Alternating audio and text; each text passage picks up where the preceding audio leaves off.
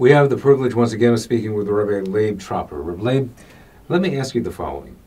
What would you say is the role of Niggun, song and dance, as it were, in the context of Torah and authentic Yiddishkeit?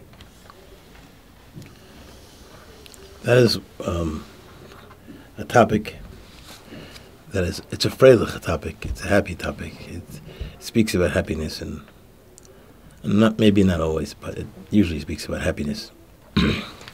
I know it may be the common Litvish understanding that song and dance is relegated for the Hasidim as a substitute for learning. But in truth, it's not that at all. That's not what it's about. Yes, the Hasidim do appreciate Niggun and dancing more than maybe the Litvish crowd, but that doesn't make it less or more significant to any particular group. The Kuzari, believe it or not, in Maimer Bey's Siman Nun, writes as follows. He talks about the Avodas Hashem that a person has from Yechila V'Shtiya is no less Avodas Hashem than a person has from fasting. There are certain things, perspectives, Lahavda, Elf Avdolahs that Eric Fromm talks about, that look religious, and the word religion has there's no, without a Torah anyway, you can't, it's hard to define. For example, you walk into a shul, you see a man, you don't know the man, but you see a man like grabbing, clutching his fists together like that, and his eyes are really, really tight together, and his lips are uttering words of tefillah, and he's really like intensely pushing his face in different directions, and we think that this person must be really very, very intense Yid and very committed Jew. But that is not what religion and Yiddishkeit and Torah religion is anyway. So Kuzari tells us how the Avodas Hashem in eating and drinking is no less an avodah than what we do in the service of Hashem on a tainus when we fast, when that really looks religious. You're fasting for the sake of HaKadosh Baruch Hu. It's because you can take a look yourself. You shouldn't trust what I say in the sources. It's Perek Bey's Maimer Bey's Siman Nun. I think that's what it is in the Kuzari.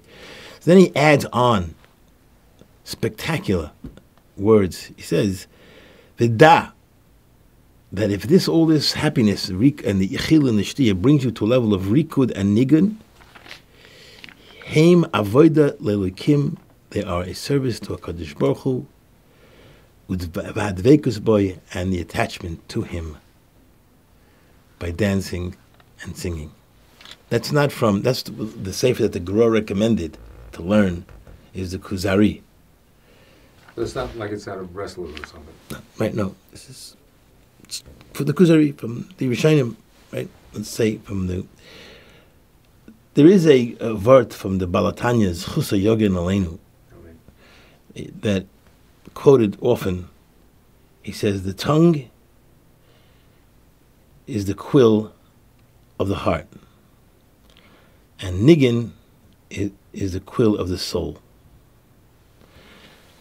The soul definitely incorporates the heart, but it's another level, plateau, that one has Leib plus Nefesh, Leib plus Neshama. The Kuznetzer Magid would always say, with the Koyach Hanagina, with the power of Niggun, it's possible to conquer the heart. While with the Koyach of Torah, we could conquer the eyes.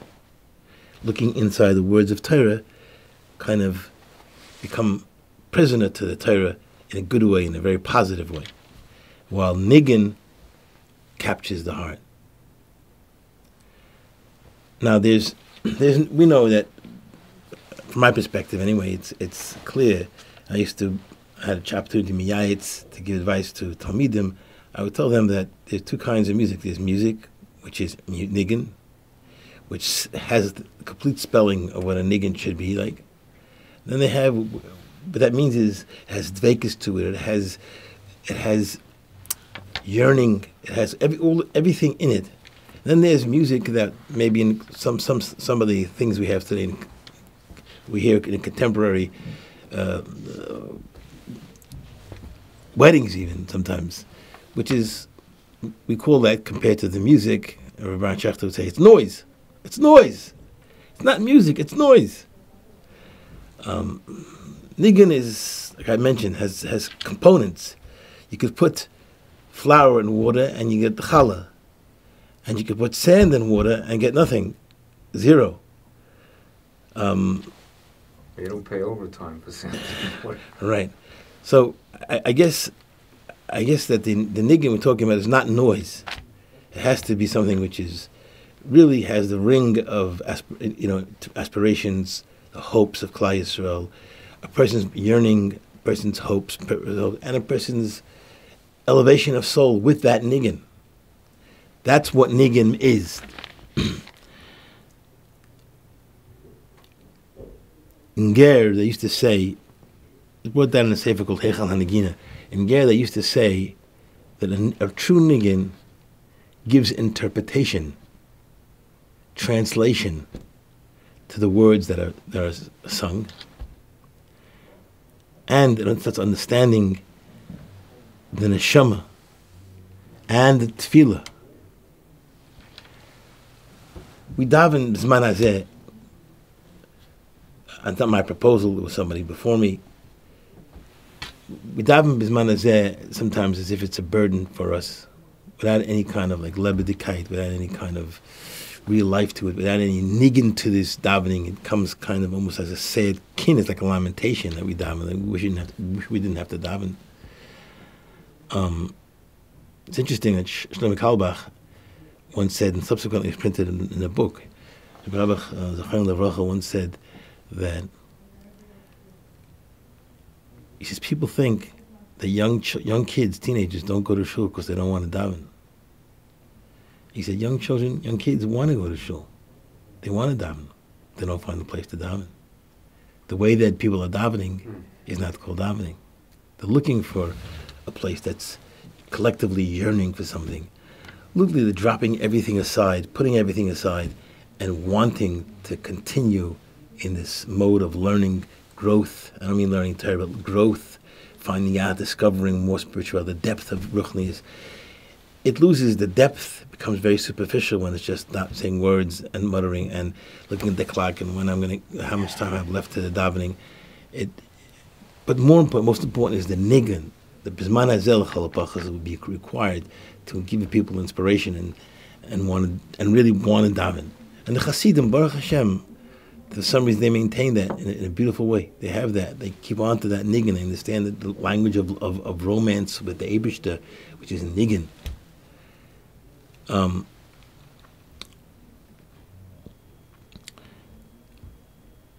the Sefer Heichal HaNegina, he quotes the Sefer Siach Yitzchak. It's on the Pirush HaGro, in the Siddur HaGro.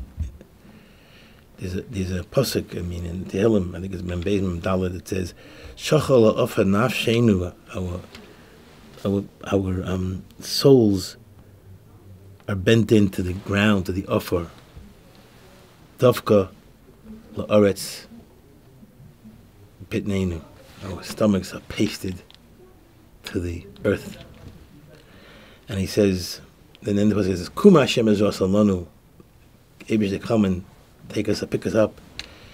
Kum Hashem, he says, the Pshat, the Kum Hashem, he says, if a person is so shachal la'ofar, he's so bent to the ground, his soul, the only thing that, he's just shachal la'ofar nafshenu, only because of the tsaras that a person just have this kind of tsaras fatigue, person have worry fatigue, people have all kinds of fatigue today. They have, every kind of fatigue, even the love fatigue people have.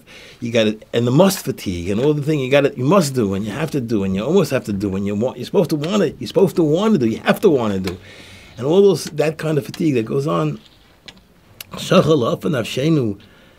all the yogain and tsar and aggravation that we have, loss of parnasa, lack of parnasa, health compromised, whatever it may be. He says, and we all went through these things. He says, we're going to relive our lives again through Zmiris. Kuma Hashem, Hashem meaning the life spirit of us, which is the Eibishter, through Niggun. The going to write that is not, like going Sich Yitzchak was a real, what would you call someone who was like an absolutist litvak that you could ever find in the world. Kuma Hashem is Rasalanu. That's through Niggun, through song. And people could tell what kind of Nigguns bring inspiration, what kind of Nigguns bring aspiration, what kind of Niggun brings craving and longing to the Bari Olam. What, we can identify those things. The things that sound like this rock and roll just with a Jewish words or Jewish flavor a little bit, once in a while with the oivei in the middle, that is not what Niggun is. I think it says in the Torah, Vayikra Yud, it says, but when after Aaron's children died, it says, Vayidoim Aaron. Aaron was silent. And Rashi says on the spot, gets kibel schar an shtika. That's a tremendous thing to keep schar an shtika. But there's David HaMelech had right from people chasing him all the time. What did he say at the end? Ashir Hashem ki gamal alai. God spared me, I'm happy. But he said before that, Laman yizamecha chavoid v'lo yidaim. I'm not silent. But vayidaim Aaron kept quiet and kibel schar shtikasa. He did not at all protest to the Bari Olam what happened to his children. David HaMelech said, Laman yizamecha chavoid. In the time that perhaps I should have just had the silence of protest, I didn't have that. I sang to you, Rabbi Shalom. I became closer to you through the Niggun. I became much closer to the Bari Olam through song. Meir Shapiro, I mean, every word that came out of his mouth, at least to me, when I saw his Torah, is just wonderful. Wonderful, so much, so germane to today. He says, we say in Yishtabach, Haboicher b'shirei zimra melech kel chei ha'olamim. What is shirei zimra? Either it's a zemer or it's a shir. So he says that there are two kinds of nigunim. There's a niggun that you sing and you feel closer to Kadosh Baruch Hu. There's a niggun that I could sing here in the room and that will generate everybody's emotions to want to sing. Shirei Zimra, the ABC gives us Shirei Zimra, shir that makes everybody want to sing. That's Shirei Zimra.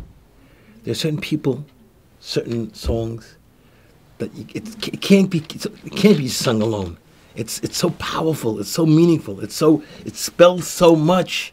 It speaks so much. It connects so much that it infects all around them to want to sing that song to the Rebbeinu Shalom. Niggun is a very important chelik of. In fact, I think that Baruch Ber Zechron Levrach was makbid. I understand that Niggun should have words. He was not like very much in favor of Niggun without words. Niggun with words has meaning. There's a Niggun from Rav Hutner, Zecher Tzaddik Levrach, L'kai Neshama Shesatabi. It's heart-rendering. Niggun has something. I mean, it means a lot. In the yeshiva world of yesteryear, way back when in the 50s, I think Chaim Berlin had a what that time was a record that they produced. Chavetz Chaim produced a record. There's a special meaning to not the Chavetz Chaim yeshiva. They produced a record, and it has so much meaning to hear that kind of zemer that generates joy, yearning, and connection to the Bari Olam. There is no stira between being happy that I have someone to yearn and something to yearn for and something to yearn to. There is nothing sad about having someone to cry to. We're very lucky that we could cry to the Bari Olam. Not everybody has that opportunity. But Niggun is a tefillah.